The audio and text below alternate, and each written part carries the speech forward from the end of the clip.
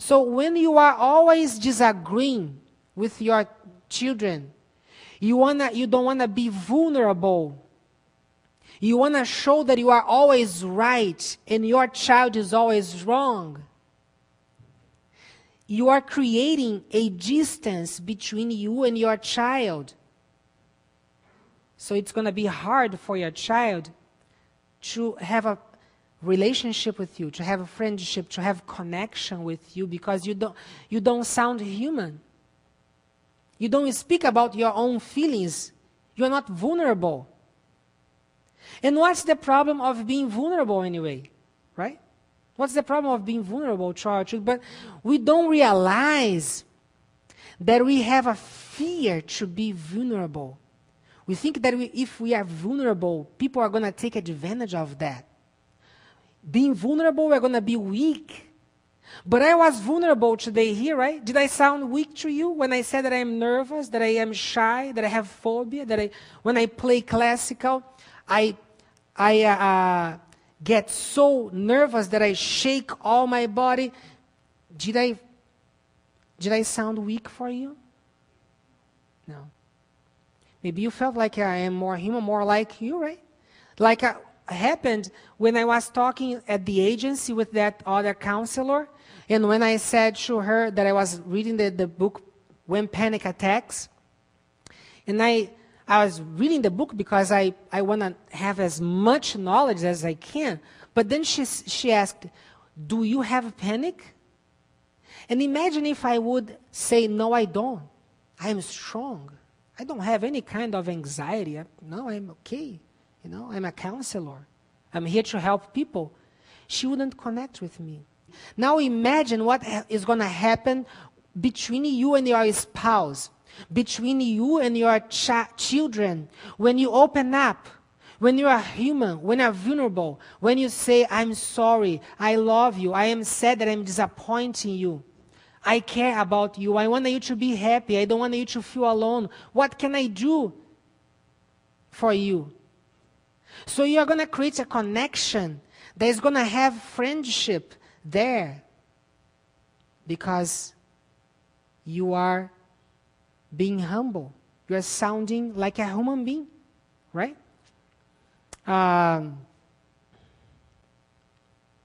So thought, empathy. The son says, I'm afraid I will fail the test. Then the parent says, you don't feel confident about the test. So this is thought, empathy. I am just mirroring what the son has done. I'm not judging him. I'm not criticizing him. I'm not saying that he's wrong. I am just mirroring back. I'm giving him opportunity to open up because he just started saying what he want to say. He want to say more. When I do you don't feel confident about the test, I'm opening the door for him to speak about his feelings. But let's say that I tell him, you are afraid because you don't study. Now I am making a judgment. And how he's going to feel? He's going to feel attacked. And do you think that now he wants to open up? He want to tell me more about how he's feeling, about what happened to him? And if he fails again, or if he's afraid again another time, he's going to tell me? He's not going to tell me anymore. Because if he opens up to me, I'm going to criticize him, I'm going to attack him, I'm going to judge him. So he doesn't want to talk to me anymore.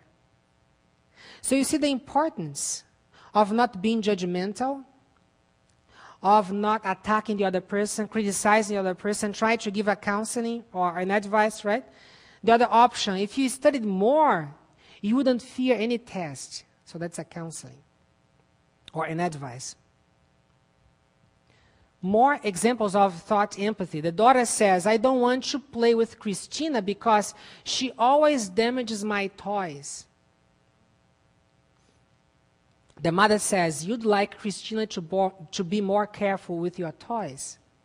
So that's thought empathy. The mother is repeating with other words. But let's say that the mother says, good girls share their toys with their friends. So that's like moralizing.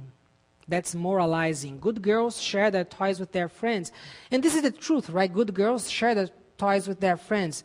But what do you think about the feelings of the daughter? First of all, the mother is saying you're not a good girl because you don't want to share. So you think that you are helping your daughter, but you are creating a distance. And this daughter, who is very young at this age, she might become rebellious later when she comes to the adolescence. And I was reading a book that was really interesting. It was saying that if the parents know how to treat their kids since they are really young, when they get to the adolescence, they don't have much to be rebellious against. That's so interesting. Now, the daughter says, oh, this is feeling empathy. Okay, this is feeling empathy. This is about trying to find out the other person's feelings. The daughter says, you never listen to me. And the parent says, I feel sorry to know that you are sad and frustrated with me for not giving you attention. What do you think I can do so you feel that I care about what you say? So I ask you, where is feeling empathy right now? You are sad and frustrated. So feeling empathy is not your feelings, okay? It's not your feelings. It's the feelings of the other person. So when this daughter says, you never listen to me, what her feelings are? Do you think that she's sad? Do you think that she's frustrated? Exactly. So the mother grasps, the mother understands the daughter's feelings, and she mentions the feelings. And when she says, I'm sorry to know that you are sad and frustrated, the daughter feels understood. The daughter feels the empathy. The daughter feels that like the mother is interested about her feelings. The mother wants her to be happy. So this is why it's so important to find out the other person's feelings. And mentioning your feelings, because she also says, I feel sorry. I am sad. I care about you. If you are not happy, I am not happy either. I want you to be happy. Now, what happens when she says, I am listening to you right now? If she says, I am listening to you right now, is she listening? So now you understand what active listening is?